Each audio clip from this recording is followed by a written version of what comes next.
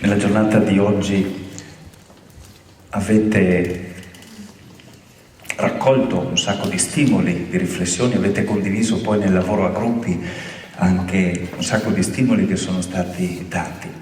Allora raccogliamo solo l'ultimo spunto di una parola di Dio che all'interno di questo convegno, in questa celebrazione eucaristica, ci viene consegnata.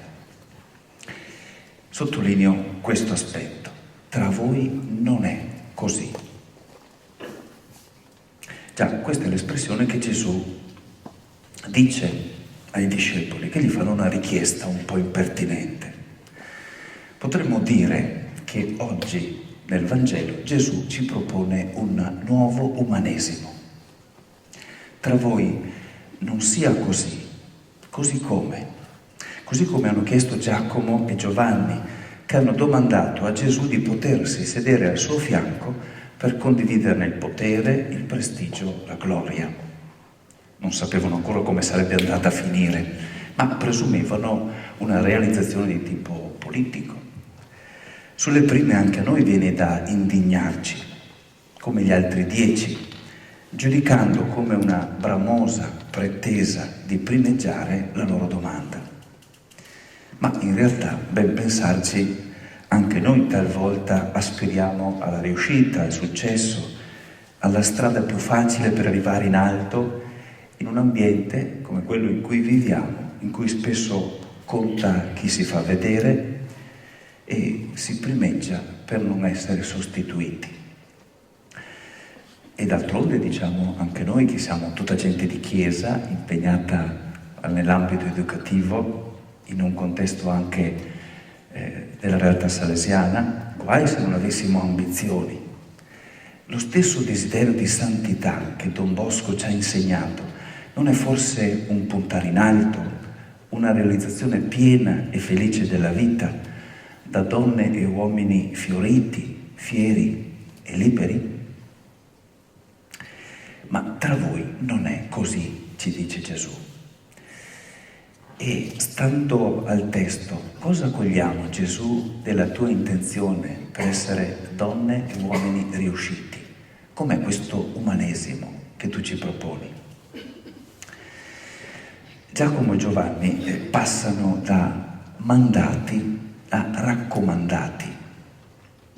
E in questa versione dell'Evangelista Marco non compare la mamma, che invece nella redazione di Matteo si mette pure a presentare i figli, e lei a fare questa richiesta al maestro.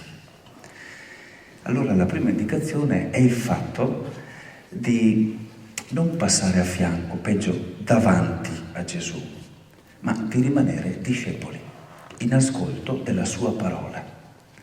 Discepoli del maestro. La prima indicazione: si impara a diventare uomini da Gesù, si impara a diventare donne alla scuola della parola, alla scuola della parola. Maria per noi è la donna più realizzata, la discepola più felice, perché ha saputo rimanere discepola. Una seconda indicazione: tra di voi è più grande chi più ama. Eh già, perché è questo che insegna la parola, che insegna Gesù. Alla sua scuola si impara ad amare. E chi più ama più serve. E chi più ama più educa, ossia si prende a cuore la vita degli altri. Servo è lo stesso nome di Dio, che dice: non sono venuto per farmi servire, ma per essere servo. E quando passo in qualche realtà, che cos'è che ci fa più contenti, noi come educatori salesiani? Vedere dei ragazzi e delle ragazze che crescono da liberi, credenti, responsabili degli altri. Ecco, la gloria per la realtà salesiana, per la famiglia salesiana, la gloria non è il prestigio delle strutture, non è il numero dei soldi nel conto in banca, è vedere ragazzi e ragazze che crescono dentro, insieme, sapendo andare oltre. questo tratto di un amore che educa e da noi si va più in alto, più si ama. Oggi è la giornata missionaria e il Papa ha lanciato un messaggio piuttosto forte: stare dalla parte dei poveri. Quindi il terzo tratto di questo umanesimo è proprio, oltre al seguire Gesù, all'imparare ad amare, proprio stare dalla parte dei poveri. Non è scegliere una categoria sociologica a dispetto di altre, è imparare a partire dai bisogni di chi ci sta a fianco, dai bisogni dei nostri ragazzi, lasciarsi interpellare da chi fa più fatica, da chi è abbandonato, da chi si sente emarginato.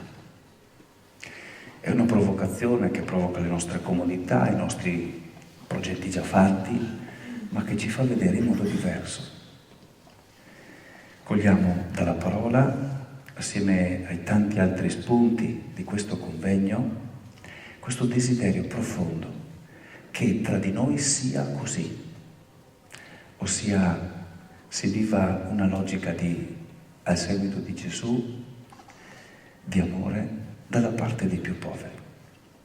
Sia lodato Gesù Cristo.